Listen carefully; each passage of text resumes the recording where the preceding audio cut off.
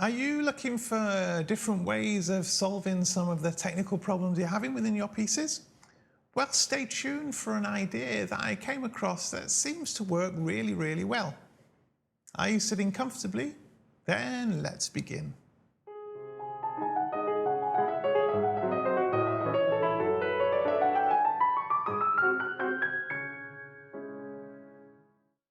Hi, this is Tommy with Tommy's Piano Corner, the place for returning pianists or indeed anyone who loves piano to share tips and ideas of how to get the best from this great hobby. If it's your first trip here, then please do think about subscribing. Just simply hit the little icon in the bottom right hand corner of your screen now and it's all done for you. As an active member of a number of online piano groups, I see frequent requests from people of how to improve certain specific techniques, and quite often the answer they'll be given is to either try a number of exercises or they'll ask for exercises perhaps that they could try to improve a particular technique. Now, don't get me wrong, sometimes such exercises can be a godsend, especially if it's something that we're finding nigh on impossible to play. An exercise can quite often be a great place to start. However, inspired by an interview with Martha Argerich, a young Martha Argerich some years ago I saw on YouTube, then she talks really about trying to work on technique from within pieces rather than working on it separately. This then led me to think that rather than trying to revert always to exercises for something, to actually start looking for different pieces that had the similar problem within them. And sometimes, a simplified version of that problem, but nonetheless so that I could practice whatever it was in a number of different contexts and get used to it in a number of different ways. And what I found when I actually started to do this was that it really did seem to give me a good boost and get me further along much, much quicker than before. Let me try to give some examples. Let's say we're trying to approach Debussy's first arabesque for the first time and that famous 3/2 polyrhythm. Now, this can be exceptionally difficult if we're not used to playing them. So even before working on maybe the polyrhythm itself, you might have noticed that many pieces by Beethoven or Mozart or Clementi or whoever, in fact, have lots of parts where they're using duplets and triplets and alternating between the two, maybe in the right hand or the left hand.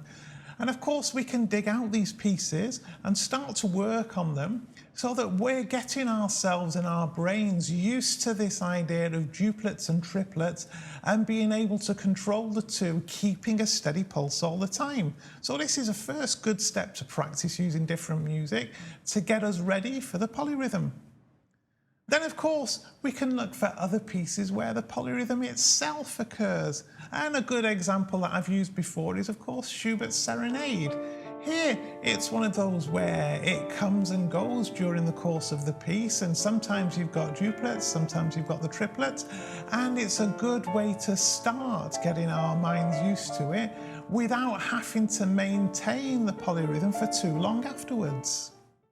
And in fact, it doesn't really take that long to search out a good amount of material where we can practice around this difficulty in a variety of circumstances, a variety of keys, and a variety of speeds and rhythms, just to make it easier for us and get ourselves used to the actual principle more, so we focus less on the polyrhythm and more on the music.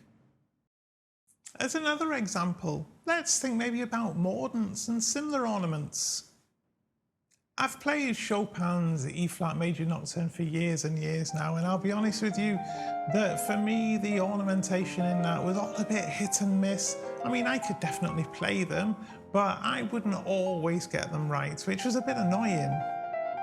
I mean, in some ways, I sort of let it pass simply because I don't often get the opportunity to play live. And if you're recording something, it's easy enough to get rid of this kind of fluff if you need to, as I explained in this video. However, one day I decided, right, enough is enough. It's about time I got rid of this lazy attitude and just fixed the problem. And at about the same time I was thinking about this, I was reading Pianist magazine and they had a piece by a composer called Royer, which I think that's how you might pronounce it. And this was a lovely little piece that had got all sorts of little ornaments all over the place in various different guises. So I thought, oh, that could be interesting to work on to help me with this problem in the E-flat nocturne. And of course, there's not only that piece, there's the A minor waltz, there's the C sharp minor waltz. Both of these have got lots of little ornaments in them from time to time. So what I then decided to do every day, rather than just working on the E-flat major nocturne and those ornaments, I decided to work on ornaments just together, but only in the pieces that I had. So I spent maybe 10 minutes or so and work through each one, always working both on the ornament and what goes with it. So the pedal, the left hand, the phrasing, and all of this kind of stuff. And of course, there's other ways that you could do it. You could start adding your own ornaments. So something like, for example, the famous minuet in G, you can throw ornaments into that. And you can add them to popular pieces. I mean, I saw when La La Land was popular, I saw Lang Lang playing it on the TV, and he was adding sort of modern type ornaments into that in a way similar to Liberace used to do back in the day. What I found by doing this was that the concept, if you like, for want of a better word, of moderns in general just felt easier and more natural to me, and almost by osmosis, the ornaments then in the E-flat nocturne seemed to just get easier and more reliable. We can, of course, apply this same principle in many, many different places with trills, or perhaps with octaves, or jumps, or big chords, whatever you think of, really.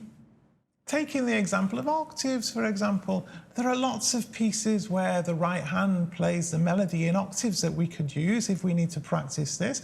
So if you're learning Chopin's E-flat major etude, and you've got that bit at the end where the right hand's playing in octaves and you find that a little challenging, then what about using also a different piece with octaves, say Liszt's Romance, for example, that has a melody also in octaves in the right hand. The point is you're having the same technical problem in inverted commas, but you're putting it in a different context when you practice it. As you start to look through different music, you'll also find examples where you get many things. So, for example, I saw a piece in Pianist magazine called Canción, I hope I've pronounced that correctly, Canción de Mayo, by Grandos. And if you look in that piece, you'll find an example of a 3/2 polyrhythm that's very similar to a scale in 3 in the right hand and an arpeggio in 2 in the left hand. And you'll also find a place where you've got a melody in octaves. So there you can use that same piece to practice 2 different challenges. So I came to the conclusion, in fact, that it's a good idea to start looking out for these things in different music. And I started going right through all my back issues of Pianist magazine on my iPad to look at the music from that point of view and to try and pick out different technical issues that I have and see where these occur in different pieces of music, so I can mix up my practice a little more rather than just working on a piece in isolation and a particular problem in isolation. As I said earlier, if we do find something pretty much impossible to do, then perhaps exercises are the best place to start. I mean, as an extreme example, we look back to when we very first touched the piano. Even the idea of a simple 5-finger pattern in both hands at the same time seemed like mission impossible all that time ago. And then maybe using Hanon exercise number 1 would be a good place to start because it's very simple, the pattern's simple, and it just gets our fingers used to moving. But my point then is that as soon as we can move away from that, then perhaps we should. And you would find, for example, lots and lots of music where both hands play without moving once during the entire piece, and therefore it's a mixed up 5-finger pattern that doesn't require a lot of looking up and down and hand shifts. And no matter what, some people might think that, oh no, a technique you should work on separately from music. I don't believe it. I think that you should be developing both together and developing the technique primarily through the music that you play.